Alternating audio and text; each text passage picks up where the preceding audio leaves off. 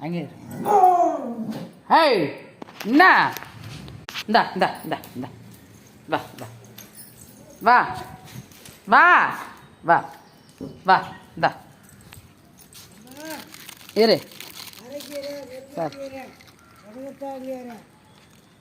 அரைக்கீரை முருங்கீரை முடக்கத்தாங்கீரை இது இது இது ஒருத்தர்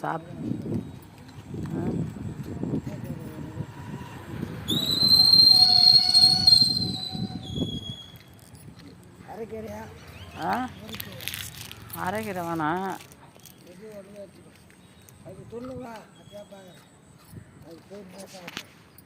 சிறுகீரை இருக்குதா இல்லையா